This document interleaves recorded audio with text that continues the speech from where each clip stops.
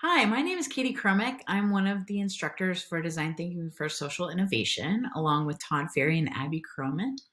I will be your kind of primary instructor for weeks 2, 3, 4, and 5, although we're team teaching and in touch, all of us, throughout the course.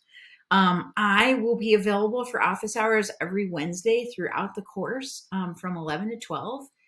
So if you have any questions or want to check in, please feel free to email me and set up a time to meet during office hours or at another point. And I just want to share a little bit about myself. So I practice human-centered design in social innovation contexts. I'm actually just starting a new job as a global design advisor for the Aga Khan Foundation, which is an international development foundation based in Geneva, with projects all over Central Asia, um, South Asia, Africa, Europe, and other locations.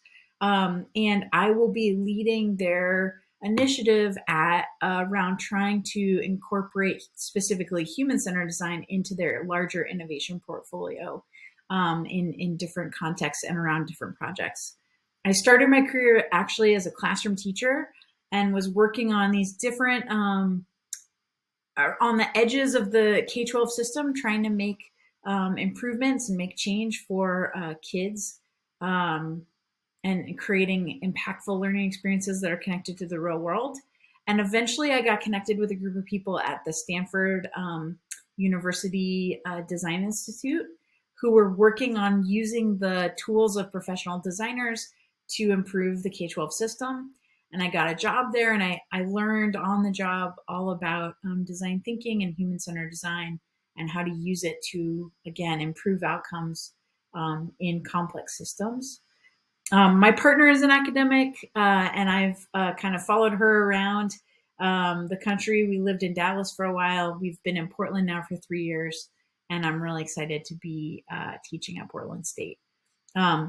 So that's a little bit about me. I just want to kind of give you the highlights for this week. One, you've got some readings and a couple of videos to watch. A big part of this week, by now you should have confirmed your peer mentor group and have found a time to meet together. And if you're having any difficulties with that, please let us know.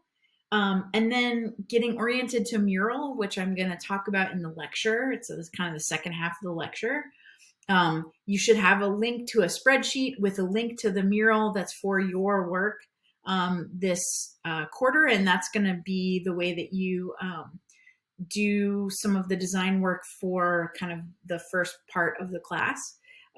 There's mural tutorials, and I'd highly recommend that. It takes a little bit of getting used to, but there's lots of great resources to help you build those skills. And then completing week 2's design frameworks. So there are several activities. They should take you between 15 and 30 minutes a piece to kind of complete the assignment and work through the reflections. And you'll make contributions in the mural, and then eventually I'll look at those and evaluate from there. The last thing to do is an invitation to complete the Paseo protocol, which is a self-reflection activity that you do with a friend.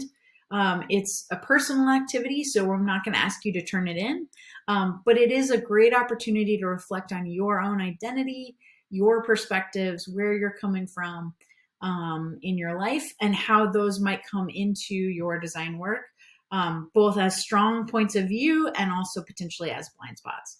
So those are kind of the assignments for the week. Again, please reach out with any questions, and I look forward to getting to know all of you. Thanks so much. Take care.